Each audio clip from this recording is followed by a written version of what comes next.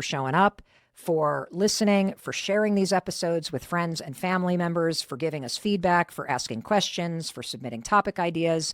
This podcast is changing people's lives, and it is inspiring and empowering people around the world because of you.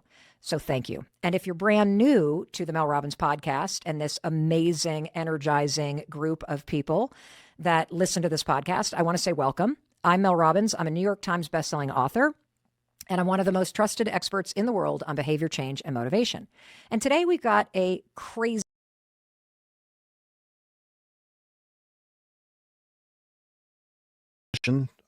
but I think primarily it's because of whatever agreement was made in their divorce from Tom, right? That he insisted that a part of the divorce agreement and settlement would include not speaking publicly about Scientology or not speaking negatively or whatever the wording might be. And he probably paid a lot of money for that to be included. And I think that because both, and this is an interesting thing. I think that probably at the point that those divorces happened, they were both of a mindset of, I just want out of this thing. I just want to be done with it. I don't want to have anything to do with this. You know, we both know the level of intrusive invasion.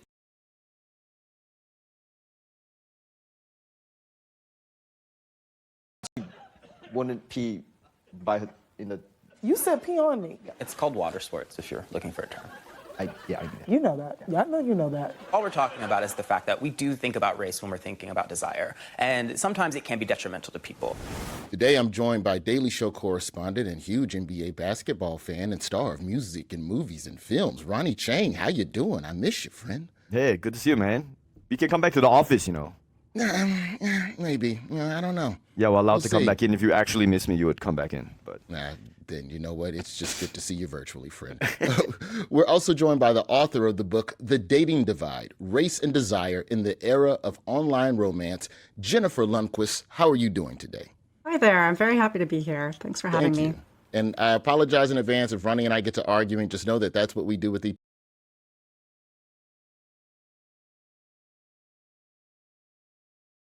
He decides to take a smoke break right then and there. He honestly thought that she probably would need a ride back. I mean, no taxi was going to stop in the middle of the park for her to get onto the taxi. It's near the river at 3 a.m. I think nothing good can happen to a young girl roaming around looking for a ride at this time. So he's smoking it up and he looks up. It's been about, 15, 20 minutes? And there she is again. And he's just watching her as she walks out of the park towards him, and her suitcase looks very light all of a sudden. Because, earlier, it was dragging on the wheels. It was kind of forcing her body to lean a little bit forward to pull it. And now it's practically flying around as she's moving it about. The girl asked him for a ride back. The whole energy seemed strange. It seemed like she didn't even notice that it was the same taxi driver. And he kept glancing at her in the rearview mirror as he drove her to her destination. Something in his gut told him, this isn't right.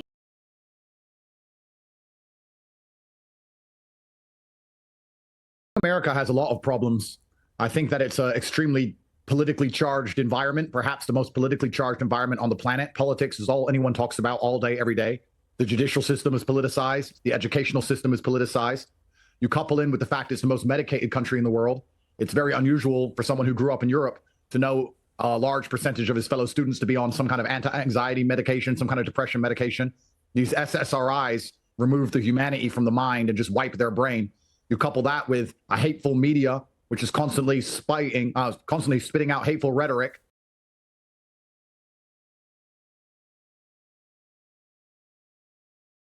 Think about how TV works if that's the case. Where she came from. She's a fucking Kardashian, okay? She's a giant Kardashian. That's right. That's what she is. Now, notice I'm saying she. You're saying she. I would say very politically correct. Yeah, I'm not.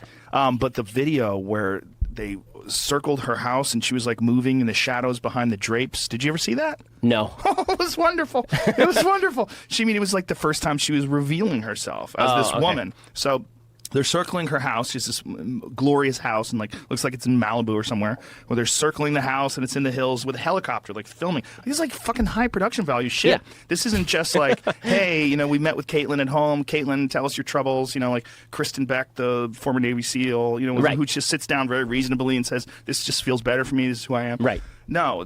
So there was like curtains and shadows, and it was mysterious. and then she starts talking like, "Whoa."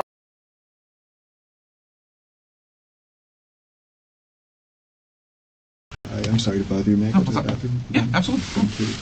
It wouldn't take a genius to recognize that David's behavior is already suspicious. Ask yourself if you'd be acting like this in the scenario he's claiming to be in. You find your significant other unresponsive in a bathtub. Then police leave you in a cold room for 4 hours without telling you anything. You might just ask someone, what the hell is going on? Or what the status of your wife is. And you probably wouldn't be all that polite and apologetic for just trying to use the bathroom. He returns from the bathroom and sits there for another 3 minutes. The detectives will now enter the room to commence the interrogation. The time is 9:08 p.m. Sir, Hey. I'm Detective Sprague. Can I get your first name? First name is David. David? Okay. We're gonna grab another chair. Okay. Did you need something? I was just asking for a bottle of water. Okay, we can grab you. Thank you. Have you been to the restroom? I just want. You just want. Okay. How about anything else? Anything else? I'm starving, a cracker or just something.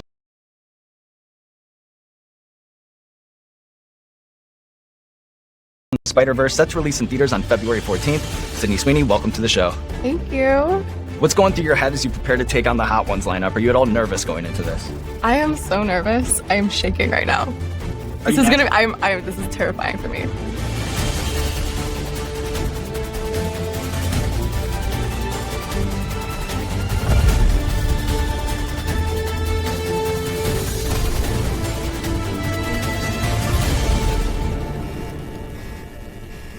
All right.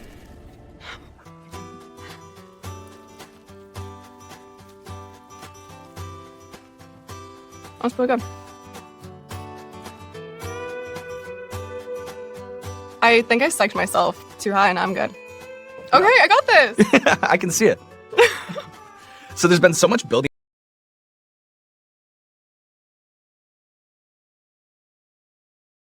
For relationship advice on his YouTube channel, which is dedicated to helping you create a better love life. And I cannot wait to jump into this conversation because I am certain that his 4-level framework is the best relationship advice that nobody has ever told you.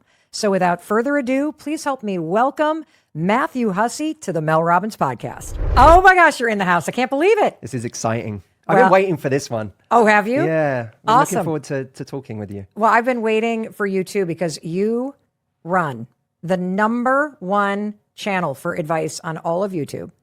And I cannot wait to learn from you. I can't wait for the person who's listening to learn. And here's where I want to start. You have this incredible framework that you use when you're coaching people on relationships using 4 levels. It's called the 4 levels of a relationship. Can you explain?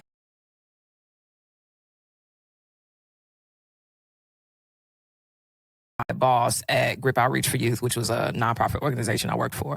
And so at the same time that he would be pastoring us, he also was pastoring me while managing me. And so I could not escape some type of pastoral authority at any time. And so I think we were in our Monday meetings, which were actually just discipleship meetings. And you had, I looked at my phone and I saw your name. One, I was just surprised to see your name. And then I had anxiety on what would be attached to it. And I think I wrote this about this in my book. I'm sure I did. I think you did. I had to, because this was pretty monumental and pivotal for our relationship. But I saw your name and then I had anxiety and then I just saw like, I love you. And I think I just started crying, maybe out of shock, because it was like, I just kind of like played this man. Yeah.